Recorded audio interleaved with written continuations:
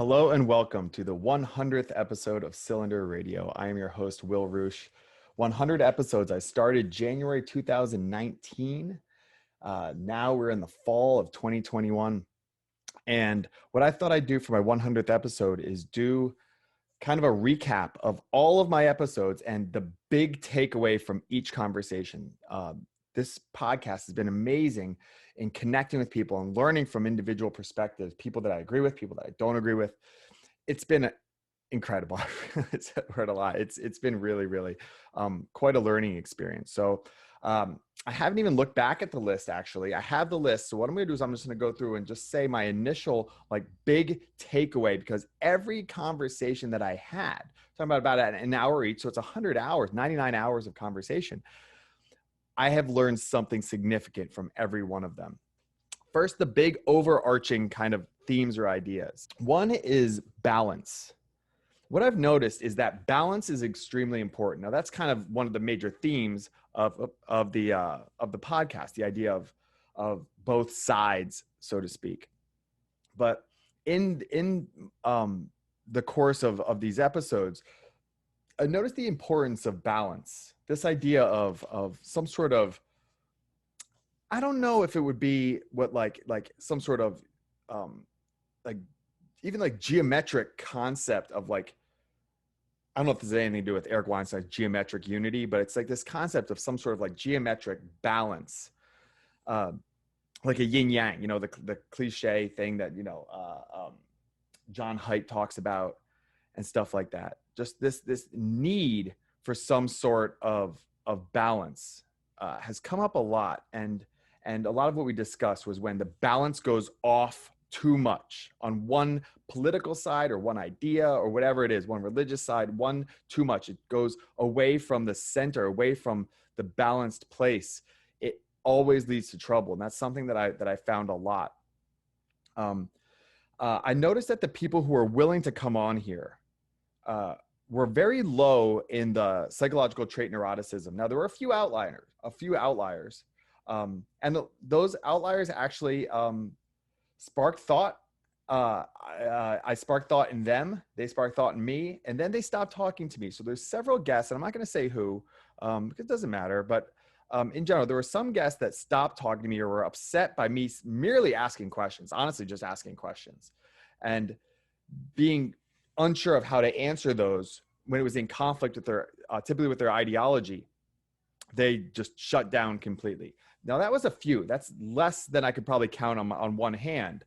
And the rest of the people that came on here are extremely diverse, yet they seem to be low, and I'm not a psychologist, but they seem to be low in the trait neuroticism, which is not having a lot of control over your emotions. The people that I had on here seem to be very controlled in their emotions. And that helped them to kind of work through some of the things that we discussed. I guess a couple of other things have come up in all these conversations. One of them is the idea of privilege, and one of the biggest one is mindset privilege, which is something that I developed. I did an episode on that specifically, but then also just going back to people who had their mind set on something seems to overcome a lot of other disadvantages that people had. And that comes up a lot. Faith was an issue that came up a lot. People of different faiths and how faith helped them through problems. I haven't had people on the show who were negatively impacted by their faith a whole lot. Until I got on some atheists, some part of the atheist movement, and then they were kind of pushing back on the element of faith. So, as I'm referencing back to all of these different people, these different conversations, different names. There's just so much diversity, but that's the big stuff that I can remember coming up over and over and over again. And some more might come to me as I read off some of these names, but I have a list here, and it's a two-sided list of all 100 guests. So I'm going to start right from the beginning. And what I'm going to do is just say a big takeaway that I got. You can't condense down an hour-long conversation into one thing, but as a high school teacher, I tell my students oftentimes, you're not going to remember most of what I'm saying, but if you can walk away with a big chunk for the rest of your lives from today's class, that's actually a pretty good win for me. So I'm going to get right into it.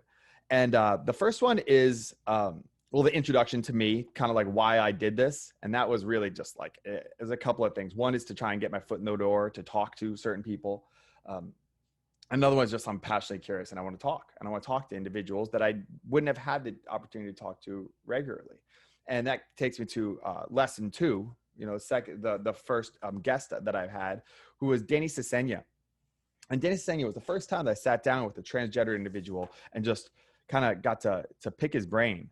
And he's an activist, and we disagreed on some things, but it kind of brought me into the world of how you can find support for whatever your agenda could be. Because Danny had specific stats and things like that from like the Williamson Institute. And I didn't know what the Williamson Institute was, but you can get statistics and everything to kind of support what you're doing, because there's a lot of legitimacy to every kind of movement and activist, corner in America. So that was something that I learned is how you can really find, and this was early. I learned about the idea, probably the biggest takeaway though with my conversation with Danny was about identity. One thing that happened was he asked me, when you look in the mirror, what do you see? And I was just like, kind of knew we were doing a conversation about transgenderism. And I said, well, I see just make a joke, like a strong, handsome man or something like that. And he's like, yeah, well, when I was a little girl, I looked and saw a boy too. And I thought like, well, when I look in the mirror, is that what I see? Do I see my gender? And the truth is like, that's not what I see. I see other things. I see whether, a father, a martial artist, a teacher. And it comes down to identity. And I noticed that a lot is like how you identify really matters for how you see the world. The second guest, episode 3, was on the N-word with my friend Eric Smith, who I'm actually still in the process of writing a book with. He's a brilliant educator, former colleague and former neighbor too. Talking about the N-word with him was really interesting. He and I have had a lot of conversations about this stuff, but the big takeaway about the N-word that I'm going to keep with me for the rest of my life is the impact matters. So who is affected by your use of the word is really what determines your use of the word. The idea of like me singing Biggie Smalls by myself in my room with the blinds closed, there's no harm in that. It's saying it in front of friends that don't mind. There might not be harm in that, but when it hits people's ears or attention that it does affect them, that is where the importance needs to be focused. And that's something that I really took away from that conversation, is the impact of that word is what really matters, more so than the use of the word. I had a second transgender individual on with Corinna Cohn. Corinna Cohn was very cool, heterodox thinker, writes for Quillette and stuff like that. And Corinna Cohn was someone who was the first transgender person I talked to. The second one I had a long conversation with. And what she said was, it's all about, reason and logic. You can logic your way through these trans issues. And it was really nice to get kind of a counter to the more extreme kind of activist side of transgenderism. And Corinna Cohn really, was the first person that I talked to in the trans community that was like, hey, trans people are really diverse. Like they're not all, hardcore left-wing activists. And I didn't know that, but now that's common sense to me, and to a lot of people that seems like it's obvious, but it wasn't to me, when I had that conversation. The fifth one was Sydney Smith. Now, Sydney Smith is one of the few guests that I had on twice. He's a double amputee. I'm just laughing because he's just such an awesome human being. But he's a double amputee. He lost his feet below his knees when he was in his 20s, and before that he had really bad health issues. But when I was talking to him, he was planning out his Ironman triathlon success, and then since I had him on, he actually succeeded in doing that. He is the epitome of mindset and just having an unbelievably strong mind. And I just made me just go, whatever I'm complaining about, and however, if I don't want to get up and go for a run in the morning, Sydney's out there in the cold pool. He's on his bike. He's doing running, with just like these, these running blades on the bottoms of his legs. Like, just gave me some perspective. Like, what am I doing? I should be out there. There's no excuses for me because he's not taking excuses. So yeah, it was Sidney Smith. He's awesome. Those who can't do teach with Zach Maslany. Zach Maslany is one of my best friends. And I watched him just build a successful martial arts academy from the ground up. And he is someone who didn't find a lot of success for himself in the sport, but tremendous success as a coach. And, I found far more success as a teacher than I have really in anything else that I put my mind to. And it kind of flipped the idea of teachers are people who can't really do it for themselves on its ear of like, we need teachers in society in all kind of ways that you can be a teacher. So I love that conversation with Zach. The seventh one was Black Conservatism with Chad Williams Owen. He was a young guy. He was like 15-year-old Black kid from Georgia who was a hardcore Trump supporter. And through that conversation, really nice kid, wants to be a police officer and stuff. Like his dad was a police officer in Atlanta. Very patriotic. But when I challenged him on some questions, one of the things that stands out is I challenged him on some questions about he's a Christian and some of the moralities of Trump. And he didn't really have a response for that. And it just helped me realize young people, conservative, liberal, whatever, are going to have a lot of blind spots because politics are really complicated. So when you're like all for one side or the other, you're going to have a lot of blind spots. And it was a reminder for me to be like, hey man, like try to get all of your ducks in a row when you have these really strong beliefs. The lesson 8 was individualism with Joy Villa. Joy Villa was a really cool individual. She's very controversial and things like that, but really sweet. And when I talked to her, what I got from that is just like, own who you are, be a lot of who you are. And she gets a lot of hate for her political beliefs and stuff like that. I mean, she's a vegan, she's a Scientologist, she's Black and Hispanic, she's a Trump supporter, all this kind of stuff. But she's also a singer, she's also an artist. And she was very, just very open to like, you do you, let me do me type of thing, and be a lot of who you are. And I think that was a good message for young people, especially. Lesson 9 was about guns and firearms with Avery Skipalis. She was a really knowledgeable person about firearms. And in that was another one to just try and put out to the audience, like who you think like quote unquote gun people are might not be who you think they are. And I really enjoyed that conversation with Avery. I did an episode on abortion with medical student Christina Carney, who I believe now is a practicing physician. And she was in residency to become an abortion doctor. She wanted to be an abortion doctor. And I found her on social media, and people were being so horrible to her because she held up a sign like saying like future abortion provider or something like that. And I brought her on and I had a really respectful conversation with her. And I think that she felt okay. She was really hesitant about coming on. And I understand that because of how cruel people can be. But I got to actually ask her some questions that you can tell that she wasn't really thinking about. And I think that's really what I'm all about, is like just sparking thought. So what I got from that is just like her heart was in the place of like, I want to help women so that they don't have to do, dangerous medical procedures and things like that. Going green with community advocate David Hernandez, that was about how government policies can just be really, really harmful. It's about how garbage collection was put into a monopoly in Los Angeles and it affected a lot of people, including my father-in-law, who's a small business owner. He was just hit so hard by this. And I was like, how do I try to bring awareness to what's going on? Because it's unbelievable, this monopoly. And so I did that podcast. And it was also one of the things that led me to be really upset with the California government. This was, probably one of the first times that I was like, okay, what's happening between Garcetti and Gavin Newsom here in California is not good for like the working class. My father-in-law is, an immigrant from the Philippines who's came here with nothing, just busted his butt. And now he's being hit up because of these really weird contracts that are given to wealthy companies. Healthcare with Paul Song. Paul Song is such a brilliant medical doctor who is an advocate for single payer healthcare.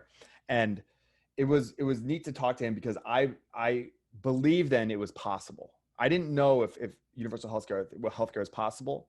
a lot of doctors I talked to said it wasn't or wouldn't be good. And he is a very, strong public figure in the medical industry.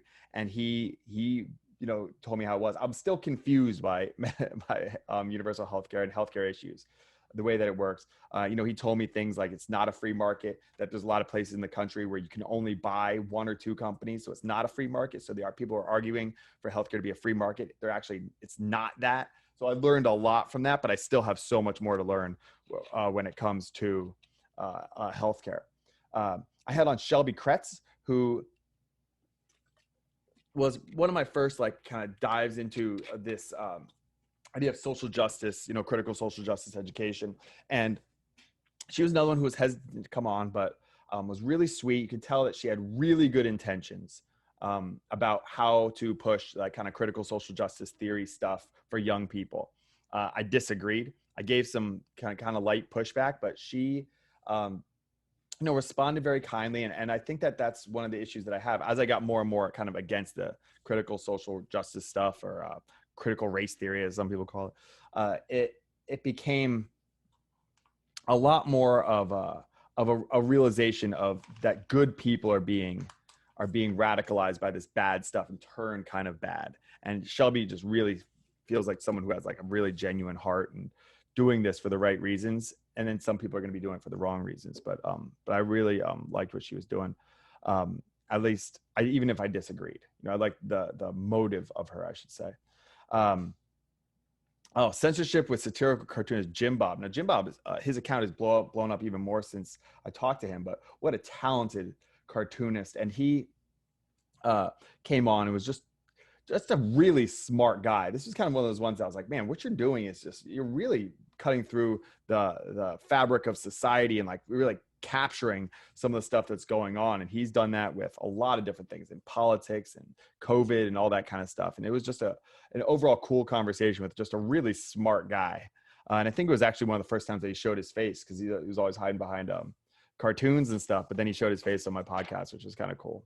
The College Process with author William Dereshowitz. Now, he wrote a book called Excellent Sheep, which was a book that blew my mind. I was on a school trip, and some of the students on my trip got into a Ivy League school, and they were just cheering, and the guidance counselor was just cheering, and they were all hugging each other and things like that. And it was like a big moment. And I was like, oh man, I don't know if that's necessarily a good thing to focus on these elite schools and stuff. And I read his book called Excellent Sheep, and it was like a game changer for me. So to have him on to talk about what's happening at these elite private high schools and the feeder system into elite colleges, and then those just into the financial system usually, is really disturbing.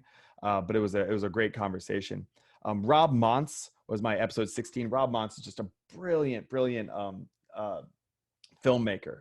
And I'm blown away by what he does, because I think what he does is essentially what school should be in a lot of ways. I did that again with Sydney Black, who I do later, but Rob Montz is just very talented, and he's working. And I remember just the thing that stands out to me about that conversation was like, Rob, why are you doing this? It's a lot of work and not a lot of payoff. He's like, thanks, Will. Like, I know it is, but I'm trying to do the right thing. And I just, his work, I couldn't promote it enough. I just think he's brilliant. I think that he's really talented. He has a cool style. I show his movies to my classes and stuff like that. And it was really cool to talk to him, Rob Montz. The American Dream with actor and writer and activist Kyle Carter. Kyle Carter is awesome. Another person that I have some disagreements with, but always respectful. There's a real strong mutual respect between us. And he's on the social justice side, March, BLM. And I get it, and he can articulate it. He is a progressive in the best sense of the word. He takes the elements of Black Lives Matter that I believe in, and I think are so good, and he highlights those. I mean, he's a really, really interesting guy. He was a friend of mine. Anthony connected the two of us because they're working on a potential Broadway show together. Kyle is someone that I think should have a bigger platform for sharing his views. I think he's he really is an excellent representative for the if you want to say like the Black Lives Matter kind of organization. He's not officially with them or anything like that. I've had people who actually were, but he is a social justice advocate, but he's very reasonable, and he's very progressive, but he can back it up with a lot of logic and reason and understanding. I really enjoy Kyle Carter a lot. Pro-life feminism with Destiny Hernan de la Rosa, new wave feminist.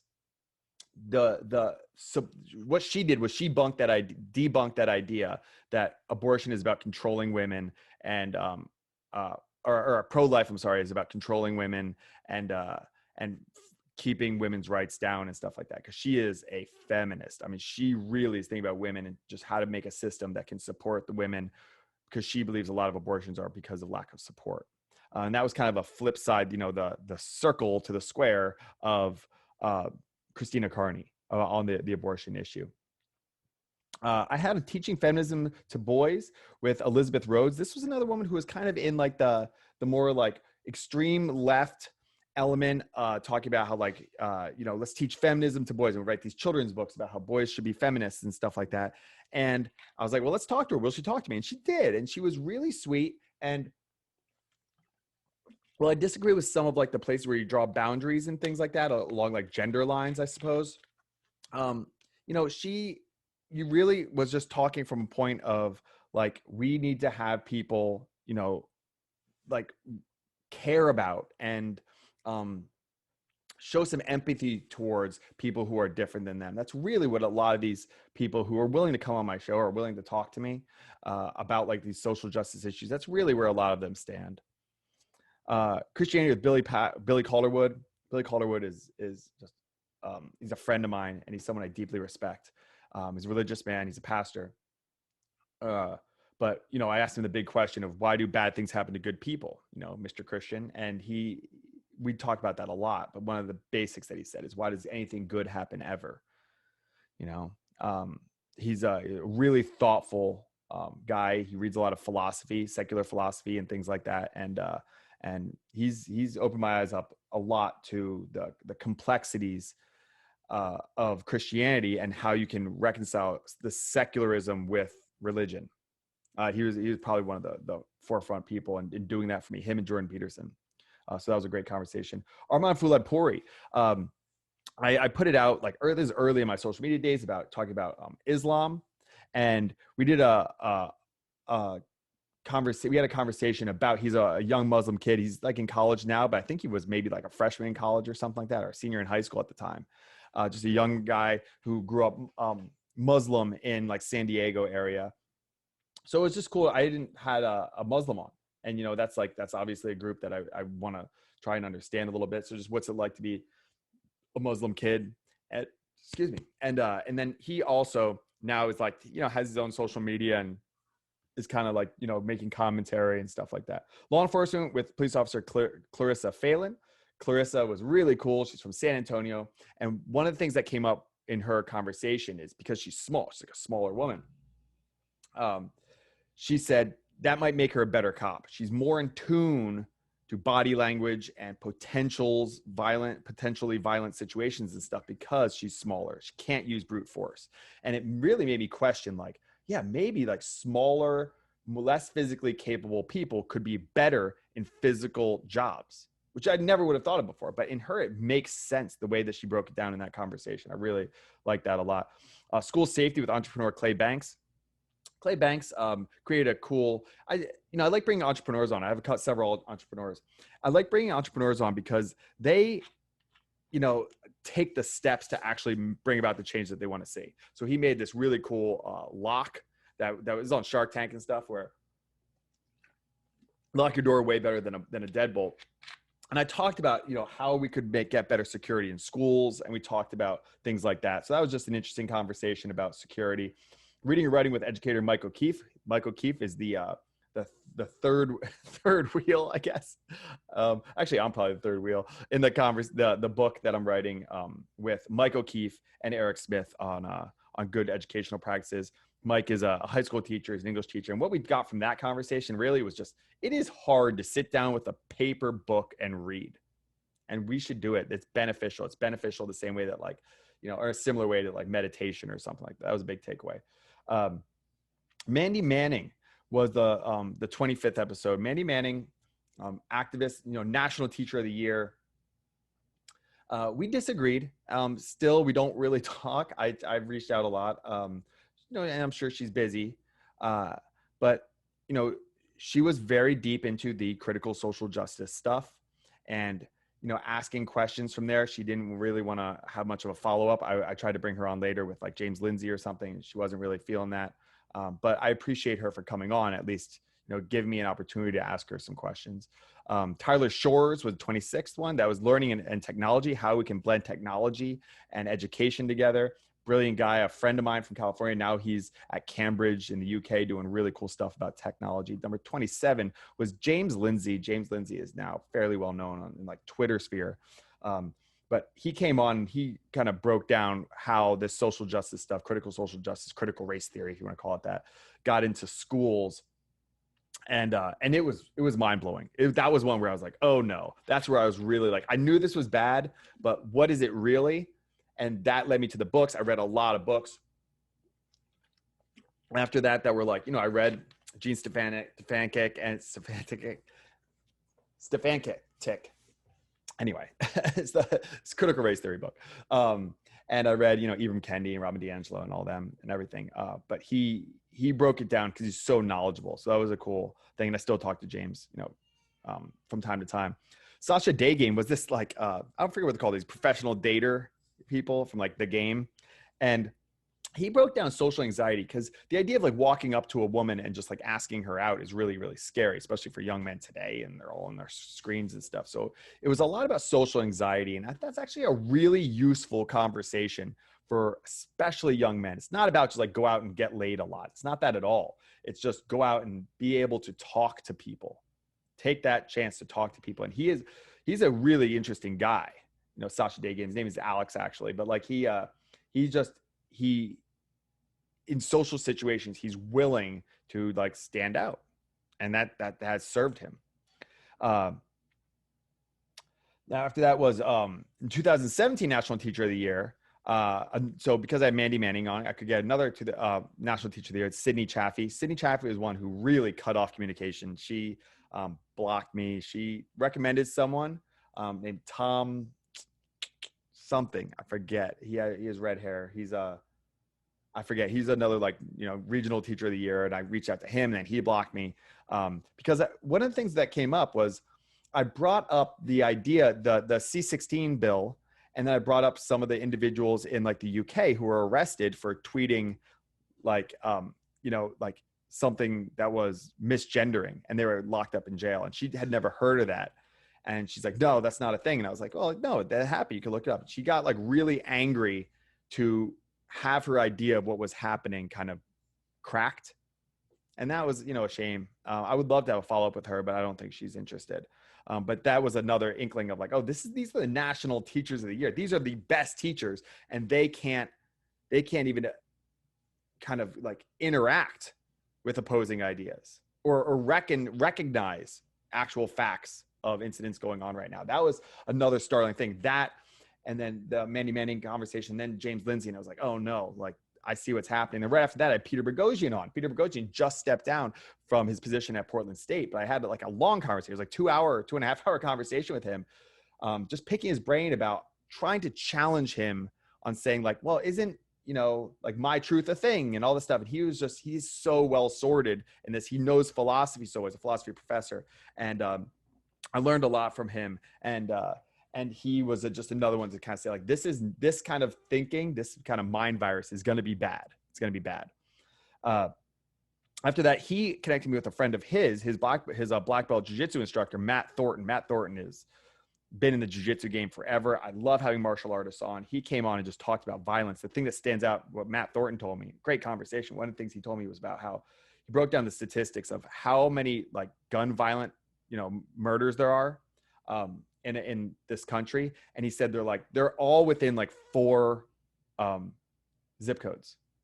So like within like 3 or 4 zip codes, all of these murders basically in America are happening, or 5 or something. It's like a very small. So it's basically violence is in a few pockets in America. It's really bad. And then most places it's not. So violence is it's not as easy as the statistics would have you say. There are specific areas that really need help in America. Big question for little thinkers. J.R. Becker, Josh Becker, he's an atheist children's book writer. And one of the takeaway from that I got was the natural world is beautiful. And he wants, his kind of push was to get kids to appreciate the reality of the natural world. Now, I do that with my kids sometimes. Like I say, yeah, unicorns and dragons are cool, but have you seen a narwhal? Have you seen a flying fox from the Philippines? Like these things look like dragons and they look like unicorns. Like the real world is actually really fascinating. That was a cool takeaway that I got from that one. Casey Morris. After that was an attempt to get how do we do entrepreneurship in education? But what she's doing, I mean, she's, nice enough person and everything like that. She is, and she's making a good living for herself. But still selling lessons, still working within this system to some degree. But it was an attempt to say, how do we kind of bootstrap something better in the education system? Sam Holmes, very cool guy, quit his day job, jumped on a boat, and now he still sails around the world. He's another one whose YouTube channel is blown up now. But when I had him on, he just basically got a boat a year earlier and sailed to Hawaii by himself. And he just goes on an adventure. This idea of a call to adventure was a big theme of that episode. That was a really cool one. I mentioned mindset privilege. My episode was with Melvin Robert. He's a dear friend of mine. He's just, again, just kind of like how Sydney is. Melvin's just one of those people that's just I don't care what's stopping, what's in front of me, I'm going to conquer it. And he didn't have an easy life. And he was able to become tremendously successful, still is. And his star is going to continue to rise. He's just so talented and such a hardworking guy. But he's also a former teacher. And someone I respect just tremendously for everything he's accomplished and everything, just who he is too. And just the idea of, if you have this mindset that embraces challenges and doesn't let things get in your way, that'll supersede other things. He, on the intersectionality matrix, Melvin he's Black, he's gay, he's born in Inglewood, all that kind of stuff. But it just, none of that will ever stop him, and that's the mindset he had, just had this strong mind. Native American education with Michaela Bearpaw. Michaela Bearpaw is wild. She's an interesting lady, but she also was very, anti-government. She's a very strong libertarian. And what she argued was basically, I'm not going to trust the government. Look what happened to my people. It was an interesting lady, interesting conversation. Samantha Hedges, I had on. She's my co-moderator of the heterodox K-12 education community. So I brought her on just to talk more about educational policy and how do we get back to, or how do we get to a place where we have good education policy. Ilana Redstone, another brilliant college professor that I just respect so much, learned so much from. One of the things that stands out, she has an awesome series on YouTube, Ilana Redstone. And she, one of the things that I said is we talk about how it's the emperor's new clothes, a lot of the critical race theory stuff. This is over 2 years ago. And we were maybe people have to have already an inkling that there's something off. You can't water the soil where there's no seed. And so, but if you think maybe something's off with this critical theory stuff, maybe anti-racism, according to Ibram Kendi, isn't exactly what I thought. I think Ilana Redstone is one of the best places to go. Todd Neslony, another great influential educator. He, very sweet guy, really nice, really kind, really soft-hearted. And he's one of those people too that I worry that the critical social justice stuff will just grab him. He's a genuine, kind, good, hardworking educator. And he had posted stuff I love White Fragility book and all that kind of stuff. And I was just oh no, Robin DiAngelo, no. But even though I think he probably thinks I'm a little bit of trouble, he's been nice to me. And I appreciate him coming on the show. Teaching LGBTQ issues, educator and activist Lex Horowitz. Lex Horowitz was one who I feel had a good conversation, was very hard in negotiations, wanted to get paid, and I didn't want to pay, and then wanted at least shout outs for a clothing company and stuff. So I said, okay. But then afterwards they were really upset about the way things went. And it's a shame because I really tried to reconcile that and say, come back on the podcast. they were great with the way the appearance went. And then about 6 months later, they said that it was like abusive and things. And that was really unfortunate because I really didn't feel that way. They didn't feel that way. I have a lot of messages. Thank you for being on the show. It was wonderful, blah, blah, blah. But I, again, think it's the ideology. I think the ideology that critical social justice, woke ideology it's just really poisonous. Yeah, it's a shame that they went that way. Victoria Rocca. Victoria's awesome. She was a business owner, family friend now, but she was a former stripper, and she talked about strip clubs, and it was a really cool thing. It's a taboo world of strip clubs. She told these stories here, really humanized the women. It's a great episode about like humanizing the women of these, strip clubs and stuff like that. This is before the movie Hustlers. I think, or around the same time maybe, but just told some crazy stories about these women who are really struggling. Episode 42, I did a solo episode called Limitless Education. This was after I had a conversation with Eric Weinstein. And I just basically went on a rant about like how we can really kind of restructure the education system and a lot of things in society. And it was kind of just a rant from in the car that my wife took when we were driving back from a date. That's episode 42. Anxiety with mental health professional Jason Phillips. Jason Phillips is really cool. I still talk to him from time to time on social media. He is an advocate for mental health and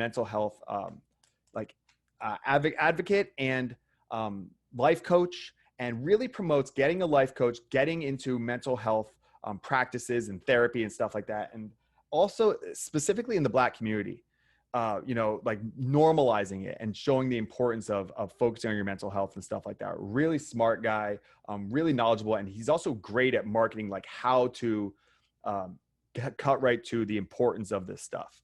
Yeah, I really enjoyed my conversation with Jason. Chris Williamson, another guy who's blown up. He did probably the best interview I've ever seen with Jordan Peterson and stuff like that. But we talked about drinking and party culture. Chris is like a good-looking, smart, now like semi-famous guy. And he just talked about, how the dangers of the party culture, but the positives of the party culture. Just party culture in general was our conversation. It was an interesting conversation. Our stories actually overlapped a lot. Like the similarities that Chris and I have in the way that we kind of went through our mid-20s was very, very similar. I think he's younger than me, but he got out of it sooner than I did. Unpacking identity with hip hop artist Zuby, super smart guy, Oxford grad, the whole thing, doesn't want to subscribe to one like narrative. He's probably more on the conservative side, but having him on was really cool. One of the things that stands out to me is he was like, he's like, you and I are the same, Will, in that when we have new ideas come into our mind, we'll change our mind or adapt to it right away. I was like, yeah, that's true. Like he has strong ideas, but he holds them loosely. Strong ideas loosely held. And that was really cool. Yeah, I like Zuby a lot. Curiosity with street epistemologist Reed Nicewonder. Reed, I did some things with Reed since then. Interesting guy, very soft-spoken. So I'm here to talk to Will Roosh. Like he talks really low. But his episode messed with me a little bit. Street epistemology messes with you. It's basically a Socratic method, asking a lot of questions. This was started by like Peter Boghossian, and you might see people like Anthony Magnabosco doing it and stuff on social media. But Reed, we actually modeled one at some point of like, do I believe in the supernatural or something like that? And it got into religion, and I talked about my religious views and things like that in an episode. And I had to think about it for like days afterwards. Like his process really messes with your head. He runs a YouTube channel called Cordial Curiosity. I couldn't recommend it more. It's really awesome.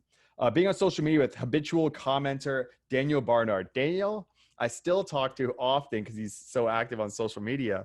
But he and I got into it in a comment section. And if you follow my social media, you know that I'm always like, well, let's have a conversation about it. Let's have a conversation about it. He was the start of that.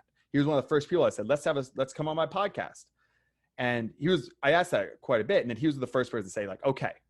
And we disagreed with each other, but we had a cordial conversation. Still to this day, this is probably 2 years later. He disagrees with me on a lot of things, gives me a hard time because of my lives, gives me a hard time, makes comments, gives me a hard time. But it's respectful too. Like I have fun. He makes me think about my ideas. And we agree on things, we disagree on things. He's way more to the left than me, but I think that he is at least going about it in good faith arguments all the time, which I really respect. That was the start. That was the impetus of this whole thing of like, come talk to me on my podcast or on Instagram Live. Helping the poor. Stephen Bishop was a former student of mine. I don't even know where he is right now, probably in Africa or something like that, helping, feed people, doing really cool stuff. And the other half, each had a half hour, was Joseph Bradford III. Joseph Bradford is official Bare Truth. I talk about on my social media all the time. He's grown into be a friend of mine. And he just goes out and is housing and feeding and helping, organize paperwork and things like that for the homeless population of Los Angeles. And he would love to expand it. It's probably the charity that I would most want to support, and promote is his charity, Bare Truth. 2049. I remember this now. This is right when the start of the pandemic hit. This was Kenny Florian talking about fighting. Kenny Florian is a smart guy, but also a savage UFC, contender. And we talked a lot about what is fighting, what is, physical violence and stuff like that. And, having a professional fighter on of his caliber was really, really cool. And it's kind of neat for me just to be like, oh, this is a guy that I'm like a fan of, and I can bring him on the show. 50, halfway through, conspiracy theories with our author and TV host, Jay Dyer. Jay Dyer was put, in front of me by Jim Bob, the artist. And we talked a lot about conspiracy theories and so interesting how this has gone now. Cause that was like, when I was first like, there's maybe something to some of this, but now I'm like a full blown tinfoil hat person, especially after COVID. It's interesting that this happened right before COVID, but we talked about like the legitimacy within some conspiracy theories, which is kind of interesting if you're interested in that. 51 is American history with historian educator Keith Harris. Keith Harris is a friend of mine who is like a real like history buff. I teach history, but like not like him. He is a history. He just loves history. And, knows all the details about these people and their families and all that kind of stuff. Really cool stuff. And we talked a little bit about the 1619 Project and about, the positives and the negatives of that. 52 was one of two episodes I did on masculinity. This one was with Stefanos Sifandos. Stefanos Sifandos, who is has really cool stuff on social media and things. His stuff is like getting emotionally connected as men. Like get it connected to your emotions as a man. 53 is men's role in society. Michael Mitchler is like the Order of Man. You might see him. He has a big presence on social media and stuff like that. And I did 2 episodes on masculinity back to back. It was Stephanos and then it was Ryan. And they're very different. And even though they're very different, I don't know if they've ever talked to each other or even aware of each other or whatever, but competing brands, so to speak. But like, there were some real similarities in those two. The importance of having like a brotherhood of people around you doing things with men, not face to face, but shoulder to shoulder towards a common goal and things like that. That was really cool. So then COVID hit, and I was like, oh man, like how are we going to get through this? So I brought on 3 people that have had tremendous hardship in their lives and overcame them to find what I would say is tremendous success. It's Melvin Robert and Sydney Smith, who I talked about, but then also Nita Bushin. Nita is a dear family friend. She's awesome. And she had a crazy, horrible, tragic, like teenage years, just like with like just tremendous loss and things like that. And she got through it. She has a beautiful family now, very successful. She was a practicing dentist and now she's like a motivational speaker and has all these different things. She's an author. But these 3 individuals came on just to be like, hey, no matter what's in your way, you can get through it. And they told stories. They shared their favorite quotes. I love that episode. That's on YouTube. I love that episode. That's episode 54, Mindset Strategies. 55 is Politicizing Science with Colin Wright. Colin Wright, since he's been on my show, has been on, Joe Rogan and whatnot, big on Twitter and things like that. He's just talking about the dangers of politicizing science, and the stuff that he told me what was happening in the academy made me really worried about the social justice, critical race theory, whatever you want to call it, in the academy. It was really shocking. People say like, why are you so focused on this stuff? It's like I had these guests that shared these really, these anecdotal, very real stories. That's like, over and over and over again. The complexity of being an interracial couple. This is just like tapping in. This is a couple friend of ours. and Lisa and Royal, great people. And they, and just like, what are the details of this? Now, like my wife's Filipino. So we're a biracial couple, I suppose. But like Royal, like, and Lisa is like, from Texas. She's like a blonde hair, blue eyed girl, white girl. And Royal is like a black dude, like from like the hood in LA. And so they are just like very like different, like the way they look and the way, like all this kind of stuff is like probably more like opposed. So just like the details of what is it like, what's it like for his family, what's it like for her family, just tapping into that idea. Now I have a lot of like interracial friends. I have more interracial couple friends than like, whatever, homogeneously mixed friends, but I just wanted to share that with the audience. I thought it was a useful conversation. Positive psychology with Nick Holton. This was cool because I was very skeptical of the idea of positive psychology, and the way Nick broke it down was, just right away. It's like I was talking about with Zuby. Like right away, I was like, I'm in. It's just focusing on the positives in your life rather than the negatives in therapy. That's it. It was a cool conversation. Nick Holton's great. Teslin Figaro. I had Teslin Figaro. I tried for about a year and a half to get her on the show. Teslin is, she is hardcore. I really like her a lot. I don't know if she even knows who I am anymore. She might hate me. I don't care. She is awesome. She is the most like straight shooting, like, I don't even know if sassy is up. Like, she is just like hardcore, says what she thinks. You cannot shut her up.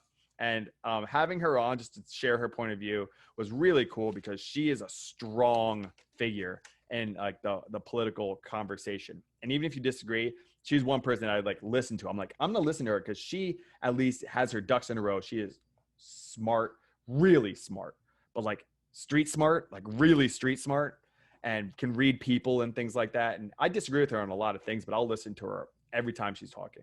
That was a cool conversation. Teslin Figaro. Danny Solario I had on. Danny Solario started Compton Health Bar. It was, healthy food in the hood. And, she's an immigrant. She came here with very little, and she just like hustled to bring, to get rid of food deserts. So if you're like thinking about like sustainability and food deserts and stuff like that, she has like the premier health food store. She owns it. She's built it from scratch in Compton. Danny Solario. That was a really cool one. That was episode 59. Episode 60 is right as the George Floyd murder happened. I did 2 podcasts, like boom, boom, right in the same day.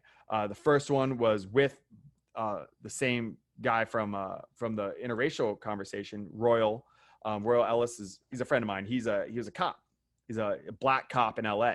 So if I was like, there's an issue of a black guy being killed by cops, who should I talk to?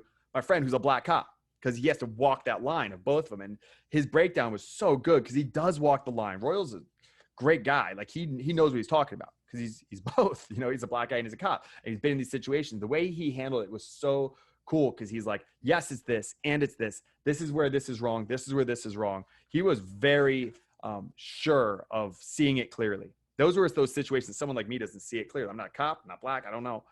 I don't see it like I see it just maybe objectively, but not subjectively. And he sees it subjectively from both. So it was a really cool conversation. Then the same day I recorded one with Calvin Scott, who's one of my former students, who was at one of the very early marches, in the first march in LA downtown for George Floyd's death. And he was like pepper sprayed and handcuffed and stuff like that. And he's, a black kid from the hood essentially. And he, is used to this kind of like treatment by police and things like that. But he's built a great life for himself, joined the military, built a great life for himself, has beautiful kids and things like that. And it was cool to have another former student on. Understanding Our Tribal Nature with psychologist Corey Clark. Corey Clark is a brilliant PhD psychologist from Heterodox Academy. I heard her on a podcast and I was like, she understands tribalism. I was like, that seems to be what we're going through right now. So she came on, and it was one of those conversations where it's kind of like depressing for both of us. Like, yeah, we're in trouble, but highlighting like why we're in this tribal nature, she knows really well. And that was really cool. Corey Clark. Then I had my first of 2 conversations with Daryl Davis. Daryl Davis conversations were amazing. If you're not familiar with who Daryl Davis is, long story short, you should listen to the podcast. Long story short, he's a black guy, unbelievable jazz piano player, like played with Chuck Berry and all these like really famous people, really good piano player. But might be even better known because he's a Black guy who befriended people in the KKK and got hundreds of them to give up their robes. He has a TED Talk with millions of views and stuff like that. Truly a wise man. You know, wisdom is like life experiences, and you've lived life. Daryl Davis has lived life. 64 was entrepreneurship during COVID. There were 3 entrepreneurs that saw COVID as an opportunity to help people and make money. So that was kind of cool. Like, again, no matter what the situation, you can always make a difference. And entrepreneurship, I think, is a great way to make a difference because you can get paid making the world a better place. What's better than that? What's better than getting paid making the world a better place? 65 is unpacking the taboo of plastic surgery. Tuscany is a dear friend. Her and her husband, Paul, are just great. But the taboo of plastic surgery, I grew up in a family where like plastic surgery is like vapid and shallow and it's gross. And she broke it down. She's really brilliant. She's in the beauty industry, but she, you know, and I shouldn't say but, see, I say but, and, you know, she is well-read and, you know, really intelligent when it comes to like, you know, different cultures and all that kind of stuff. And she really, I think, did a great job of showing the hypocrisy around a lot of stuff. We talked about how, like, how come braces are okay, but nose jobs aren't for kids? You know, there's a lot of this stuff about like what is even considered beautiful in different cultures changes. It was a really interesting conversation. Teaching politics and everything in between with Jim Dobkowski. It's a former a colleague of mine, just an overall smart guy, author, classroom teacher. We talked a lot about just being a classroom teacher and things like that. That was kind of fun. I did Daryl Davis part 2 for 67. 68 was Karu Wang on China. This was my scariest podcast on China. She broke down, Karu Wang spent time there, social credit system. You can only get one slice of toilet paper or something like that, you know, like really crazy stuff. And she went over the strategy that China has to defeat America. And she laid it out step by step by step. And as she was laying it out, I go, that's happened. That's happening. That looks like it will happen. Terrifying podcast. That's episode 68 with Karu Wang. Understanding Socialism with Professor Catherine Warner. She just broke down like she's a professor on Marxism and Stalinism, more specifically in Russia, like Russian Soviet history, and just make comparisons to when people say like, hey, we're headed to be like the Soviet Union. Are we? Like, we talked about that kind of stuff. That was an interesting conversation. Thor Skanke was episode 70. He's a professional MMA fighter and a gym owner out here and a friend of mine, former training partner. Interesting guy, very hardcore Californian who is really trying to fight to keep California alive. He's a conservative guy, but he brought up some really interesting points about how he would like solve homelessness and stuff like that. Interesting man. Lobbying and public policy with Bruce Melman. I never talked to a lobbyist before, so I learned a little bit about them after reading a paper that his company published that was really good at the beginning of COVID. Best teaching practices with 2020 National Teacher of the Year. This is my 3rd National Teacher of the Year. This is Tabitha Rossbury. She has been very sweet to me. The other Teachers of the Year, not so much, but she has been very sweet. She's a preschool teacher. And again, truly like exactly what you would think, like what's an amazing preschool teacher? It's Tabitha. So that was really cool. Just about the process of becoming National Teacher of the Year and stuff like that. Communicating across divides. Eyal Rabinovich. That was a cool conversation. What I got here's the big takeaway from Eyal's thing. It was the big takeaway from that is see people the way they wish to be seen. Even if you disagree, if you want to communicate with them, see them the way that they wish to be seen. See them the way that they wish to be seen. It's a great conversation about how to communicate across divides. Eyal is a really amazing guy doing really amazing things. Malin Gutestem, sorry. Malin Gutestem did Brain Tools for Teens. She's an author who wrote this book about how to basically, hack the teenage brain to get the most out of it. You know, it's a great book. I love the book. It's just deep into research and stuff like that. And she's a lifelong educator. And if we applied her ideas from Brain Tools for Teens into the American school system, it would have a monumental impact. So I wanted to give her a platform here. That was episode 74. 75 is Sydney Black. Sydney Black is a YouTuber And I watched what she was doing these like makeup and history videos. And I said, she is doing my job better than I can. She is a history teacher using YouTube, using technology. And I was blown away by her, what she's doing and everything like that, her efforts, how relatable she could make it to teenagers. And I brought her on, and I really liked that conversation. Sydney Black is just a cool girl. Cool woman. I think she's younger than me, so I can call her a girl. Documenting Division with filmmaker Travis Brown. Travis Brown's YouTube series now is on, from the Signal Productions, is on YouTube. Very interesting stuff, breaking down. It's called the Woke Reformation. It's about like the process of the woke movement. And I had him on, and we talked about that kind of stuff. He's in that kind of vein. 77 is Woke Education. I did not put the person's face in it because it's a friend of mine who teaches at a progressive private school here in LA, and he couldn't show his face and couldn't show his voice because he was so certain that if he said publicly that he voted for Donald Trump, he would lose his job. And we talked about what's happening in these public schools. Now, this is all well known now. This is all well known. This is Top's news story. But when this guy came on my podcast, it was like the first that I know of a teacher speaking out about what was happening. It was before, Paul Rossi and a lot of those other things. That was 77. That's a Starling podcast. Luca Eichludin about being transgender Trump supporter, immigrant, mass shooting victim.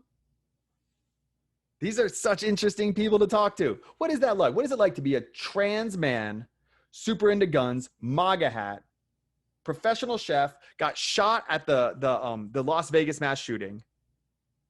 Like, what? People's heads explode with someone like Luca. Super nice guy. Had a great conversation about transgenderism and just like his experience with it.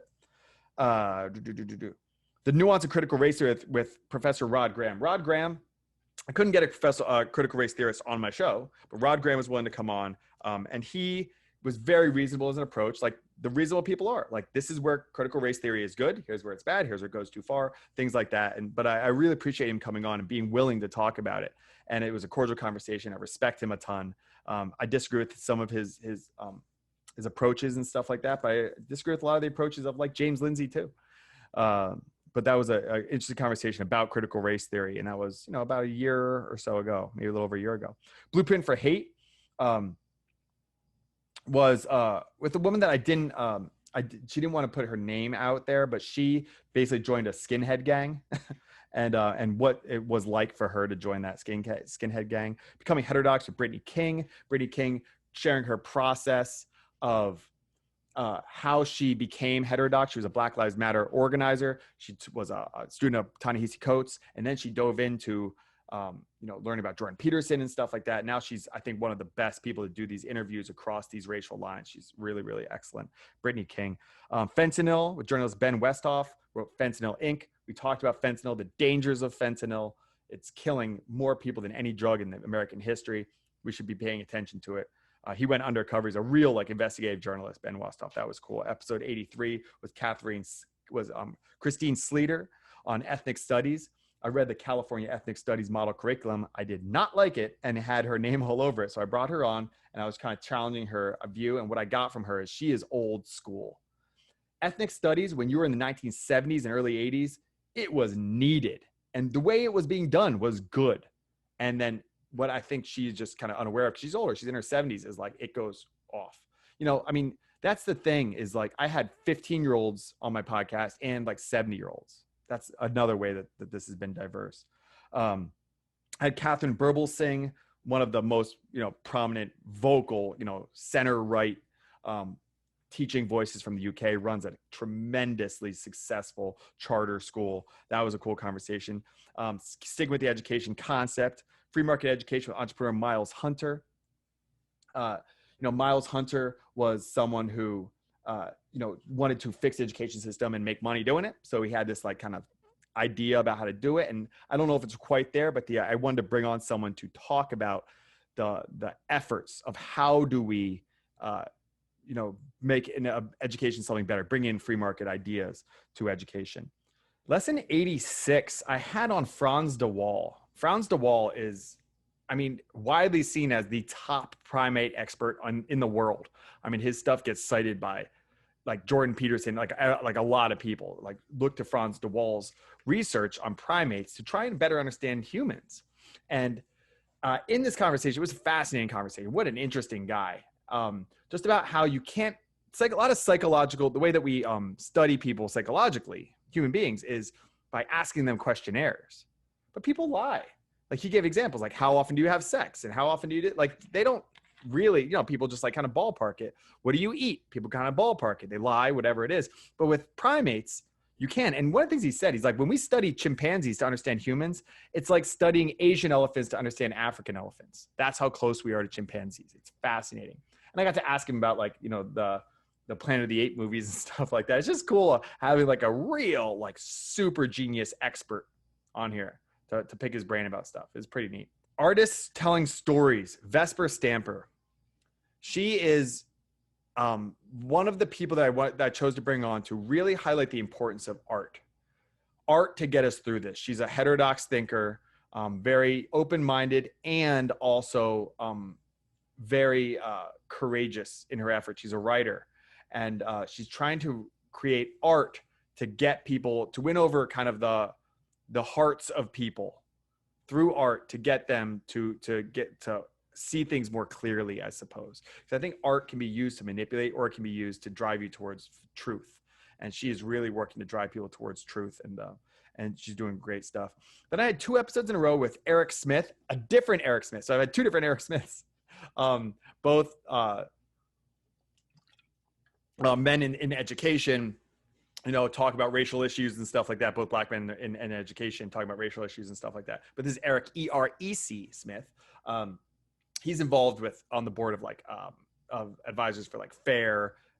He's involved with Heterodox Academy. He's a professor of rhetoric. And he reached out to me because I kind of said like, I knew him from different meetings with Heterodox Academy and stuff like that. And I respected his work a lot. And he wrote a book on a critique of critical race theory that came out a couple of years ago. And he knew he had like an open invitation. He reached out to me and said like, look, this is getting really bad in the academy within his area of like English, and rhetoric and composition. And he kind of told these stories and stuff like that. And he's, one of very few black people in, the academy in this field and stuff like that. And yet he feels like it's been lost to a lot of like these anti-racist, for lack of a better term, it's more like neo-racist kind of movements. And he's scared to speak up as a black man. He's scared to push back on like the George Floyd narrative of George Floyd, a black man who was killed, was what the center of it was. He's a black man who, has an opinion on this that's valid, and it wasn't even being like addressed. So I gave him 2 episodes because there was just so much going into his background, how he becomes such a free thinking person, what's it like for him, and all this kind of stuff. And just kind of gave him room to just kind of run with what he wanted to say. And he's an important voice in everything that's going on. And he has his ducks in a row. If you're talking about like a critique of critical race theory, he's your guy. I mean, he's written a really in-depth book about it. And the beginning couple of chapters of that book especially are able for like lay people like me to understand. Human Nature and COVID with Dr. Nicholas Christakis. Nicholas Christakis is another one that's like just a superstar. I mean, I saw him first when the whole like Yale Halloween costume thing happened. He was shouted down in the quad outside the Silliman College and stuff. But I didn't go into that much because I think he wants to get over that. He runs the Human Nature Lab. He basically he's brilliant. Like top level, like high horsepower brain guy. He has his own like wing at the Silliman College at Yale. He's a medical doctor. He's a sociologist. He's, goes on Joe Rogan's podcast all the time. Just very well respected. He has a whole lab that basically they say like, all right, whatever you want to study here, Professor Christakis, take all these grad students and go create cool stuff. And he's doing that. So we talked about human nature a little bit. His book Blueprint helped me write my civics class quite a bit. He also wrote a book called Apollo Zaro about COVID. So he was trying to, push a lot of the way that we can get through COVID, the best way. Very, very smart man. I wish I would have pressed him more when we were crunching numbers on like how many people would have died of COVID and stuff. I didn't press enough on the numbers not being accurate because they're not the same for age. Like adjusting for age, I think was something that I wish I would have talked to him more about, and I didn't have the chance. But maybe I'll talk to him again. We'll see. Wisdom and truth. This is like a murderer's row of really interesting thinkers. Wisdom and truth of on social media with Salome Siboney. Salome Siboney is one of the best follows on Instagram. She is another one, kind of like Vesper Stamper, like a really good writer, like really good. Vesper goes into storytelling. She tells these stories, and through those stories, you have, understanding of human nature. But Salome is not necessarily, maybe she's a storyteller, but that's not where I found her, where I really love her work. Her work is very concise. She'll put out like 2 or 3 lines, and you go, oh, that seems true on the inside. And you go, but let me challenge it. And the deeper you challenge it, the more true it becomes. I am really impressed with the kind of writing that she puts out there. Very succinct, very cuts to the core of humanity, which is really cool. And then lesson 92 was self-awareness in the culture wars with Africa Brooke. Africa Brooke, that in that episode, I talked very softly. I say that Africa is like a human Xanax pill. She just calms you down. She's so what's the word? Like resolved. She's resolved. She knows who she is. She's self-aware, and she thinks her way through things. I'd ask her a question. She just sometimes would just pause. There's no rush. And I'm like a go. But I learned from her, and her approach to cancel culture, the culture wars and everything, how to get through it in one piece is excellent. And Africa Brooke is, if you are not aware of Africa Brooke, you should be, because she is a good guiding light for how to deal with all of this kind of craziness in our society right now. Being libertarian, Larry Sharpe was an interesting dude. Now it's funny because he ran against Cuomo. Cuomo is just like, left in disgrace. Larry Sharpe would have been a lot better, it seems like. But he opened my eyes up more about what libertarian is. He's like, he ran for the Libertarian Party for the governor of New York. And I hope he stays in politics, because he would be good, and be interesting to see what he could do. He has ideas. He has a lot of ideas, kind of like Andrew Yang in that way. Like I'll try this, and I'll adjust. He's not very political, and like, I'm not going to give you a straight answer. He'll give straight answers. It's very interesting. The biggest thing that stands out is he said, America is kind of like the teenager who said, I'll never be like you, Dad. And then we became like them, talking about the elite. And it's spot. And ever since he said that, since Larry Sharpe said that, I can't not see it. I see that everywhere. Is this elite thing. That's like one of the things out of 100 episodes that sticks with me every day. Is I'll never be like you, Dad, is what we said when we declared our independence. And now we're here, being very much like the bad things that we didn't like, that we broke away from in England. The elite running things, and the massive overstepping of boundaries and regulations and things like that. But he opened my eyes up to libertarian. You can be libertarian left, libertarian right. Libertarian does not mean that you want private run everything at all. It's a lot more transparency, and it's just getting rid of the way that the government, like, there's not a Fortune 500 company that doesn't take government money. So this idea of like welfare is not just keeping like poor people alive. It's that. And it's keeping poor people from being motivated to work. Yeah, it is that too. And it's giving to billionaires to change their books to make sure that they, can stay in business, even though they maybe shouldn't be. That's all welfare. And he is against a lot of that. I think he's way more for, helping people that need it, and way less for giving it to wealthy corporations. But just the idea that government should be smaller and we should have more of a focus on liberty and freedom is how we thrive. And it's how we thrive. If you talk to, I have a lot of immigrants in my family, like not just in my family, which I do, but also like in my extended family, in my non-blood family. They came to this country to work. They wanted freedom. They wanted the freedom to live their lives and work. And that is very aligned with libertarian. And if that's the way libertarian's gonna be, marketed and and that's what they're going to live up to. I think that is the future. That's how we get out of this, is a more libertarian leaning. And if you say that our founding fathers, even on the left and the right, Alexander Hamilton and Thomas Jefferson, would be a libertarian today, looking at our system today, I would think that that's true. And it's probably the way out. So how we get back to real prosperity is more, less powerful government interaction in people's lives and limiting what you can and can't do with your life. Leaving the cult of wokeness with Kimi Katiti. Kimi Katiti is wonderful. She is one of the people who I've talked to who was like woke and broke away from it. It was not doing good for her. She felt angry all the time. She felt frustrated. She had headaches, and she just felt bombarded by all this anger. And she's from Africa, where these racial issues weren't around. There were class issues, not racial issues. And she came here and she was told that everyone doesn't like her because she's black. And she was just like, oh, well, that really sucks. And then when she decided to let that go, she became kind of anti-woke and pushing back on the dangers of that woke cult, as she calls it. And I think her story is very dangerous to people who are pushing that ideology, black, white, in between. The people are saying that this is the way, this critical social justice stuff, critical race theory stuff, all of that is the way that we should be. Kimi Katiti throws a wrench into that whole thing.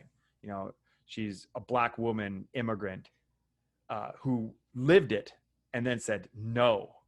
And I would love to get the counter. I would love to get someone who is still deeply entrenched in it to talk openly, but they won't talk. But Kimi Katiti will come on and talk. And I think that she's a dangerous element to a lot of people in those ideologies. So I send her name to people and her accounts and stuff like that, because they have to square that round peg of like, she's a tool for white supremacy and the white supremacy patriarchy. Is she? Talk to her. She's not. Like, she's also a wonderful artist on top of it. Beautiful visual artist, amazing singer and rapper and writer, just all around like Renaissance woman for sure. Kimi Katiti. Israel and Palestine. I waited for a while to do an episode on this, and I did it with Mustafa Ezergani. Mustafa is he is an Arab who is from Morocco, but was taught growing up that Jews are bad. And even though it's Morocco and it's not Palestine, I tried to get a Palestinian. I've had 2 people cancel on me, someone who's Palestinian to come on. I still want to do that. But talking about Israel and Palestine, he was taught to hate Jews, had experiences that were positive, and then challenged it, just like the stuff that I tried to do, spark thought. And then now he realized that he was being indoctrinated, brainwashed. And it's far more complex than he thought. And we just talked about the complexities of what's going on with Israel and Palestine and the Middle East in general. Episode 96 is Mac Beggs. Mac Beggs is someone that I've been talking about in my class for years. Texas state champion wrestler in the women's division, born female, transgender. There's a documentary on Hulu called Changing the Game. I think that's what it's called, Changing the Game, about trans athletes. And it's excellent. I couldn't recommend it more. I talk a lot about transgender athletics and how it's complicated and all that kind of stuff. But there's nothing scary about challenges your idea. So I watched this episode or this movie on Hulu, and I was like, okay. But Mac Beggs on. I was like, I know Mac Beggs because I'm in like the martial arts world, and wrestling's like a big part of that. And it's an interesting story. Mac, is a real athlete, and goes over just very open about like what it's like to do the testosterone injections, how frustrating it was to be hated for wrestling in the girls division when he didn't want to wrestle in the girls division either. He wanted to wrestle with the guys, and then finally got the chance to in college a little bit, and like would rather lose in the men's division than win in the girls division because he's an athlete and wants to compete and wants to grapple and wants to wrestle. Try to get him into no-gi jiu-jitsu. I hope he does. But we disagreed on things like about the role of gender in sports and things like that. But I think he gave me things to think about, and I gave him things to think about. And I hope we remain friends in the future. Xander Keg. This is 2 more transgender people in a row. I think this makes 6. I've had 6 transgender people on this podcast. Very different, very diverse. Different ages, different ethnicities and races. Some male, female, like all over the place. I had non-binary. Like that's the cool thing about this is I've had these different conversations. Xander is also the 2020 National Social Worker of the Year. Uh, so top social work. We talked about social work. We talked about the transgender community. He talked about his days of being a lesbian and what that was like and all that kind of stuff. Just a tough guy, like bald with a big beard and stuff like that, but born female, and talked about his experience, very different from Mac and Lex and Danny and Corinna and Luca and all, like, just they're all different. They're different people, of course. But I'm gonna bring Xander back. Just a wealth of wisdom, lived a life. So I'm gonna bring Xander back for sure. 98 was Wilfred Riley. Once again, I've listed a bunch here, but these college professors, these like brilliant experts in their field. They have terminal degrees, they have PhDs and things like that. They're college professors, many of them with tenure and things like that. They are experts, and I wanted to bring on experts. We're going to talk about an issue. If there's some cylinder issue, there we go, cylinder issue. I want to get an expert. And Wilfred Riley is a political science professor, but also he wrote a couple of books, one called Taboo, about facts that you just can't talk about. And then the one that really struck me was a book called Hoax Hate Crimes. And it's about fake hate crimes. And he's a black man, teaches at a historically black college in Kentucky State. So he's at an HBCU, he's a black man, and he's talking about how there's all these fake hate crimes that are, supposed to be in the name of racism and things like that. And they're not, like the Jussie Smollett stuff. And the book it was very frustrating, and it should be supported by those who are social justice advocates. If you're a social justice advocate, you believe in stopping racism, you believe in ending racial violence, you should pay attention to this book. And it's very frustrating that his work is being ignored by like the political left. Because if you're attempting to minimize rape in society, everyone who makes an egregious, proven fake accusation of rape needs to be penalized. Because what happens is, if you look at statistics on how many women don't want to come forward about that, it's because they won't be believed. Well, yeah, because some people like get away with that stuff. And we have to be very careful, because if you fake one of these hate crimes, it goes on the front page of the news. And then when it gets revealed to be a hoax, that's on page like 26. That's a real problem. And how many people in this country would you say, how many hate crimes that you have read about in the newspaper are actually fake? How many would say that it's 50% or more? No one would say that unless you've read his book, and it's about 50% or more. If you read about a hate crime, a white person hurting a black person for racial issues or whatever like that, more than 50% of those are completely baseless. He goes over not just that, but he goes over sexual assault and rape charges and stuff like that. Like a third of those are completely baseless and proven that they never even had sexual contact. Very frustrating, the way that people are using the justice system to fake crimes. But that was an interesting conversation as well. And the 99th was with Keisha King. Keisha King, we talked about general policy of how do we get a more empowering message in schools, especially for Black youth. She is a political strategist, very good communicator. I saw her talking at a school board meeting. I was like, wow, that is clear. That's not just emotionally charged, kind of screaming or anything. She has all her ducks in a row. Really smart woman. And she had a very empowering message that she wants to promote. And it's more of a conservative message. I've had more conservatives on here, perhaps, but that's because that's who will come on. But she wants to bring a more empowering, perhaps conservative opportunity to view conservative viewpoints into Black neighborhoods.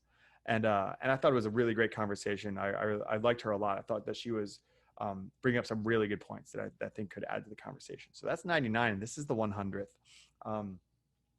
I would love for you to go back, and if one sounds interesting, listen to it, spread it around. these people have important life stories, and being able to give them a platform while I'm simultaneously learning from it has just been incredible. Thank you for 2.5 years of support on here, writing reviews on Apple, liking and reviewing, commenting on YouTube. I appreciate you a ton, and I'm going to keep this going. I'm busy. I'm teaching full time. I'm working with nonprofits like FAIR and Heterodox Academy and things like that. I have a 7-week-old baby at home. I have a 4 and a 6-year-old boy. We're just boys in my house. My house is wild, but I really love this. I love learning, and bringing you along for my learning process is how I teach. I don't know most things. So bringing you along for the ride has been really fun. I hope you continue with me. Thank you, guys.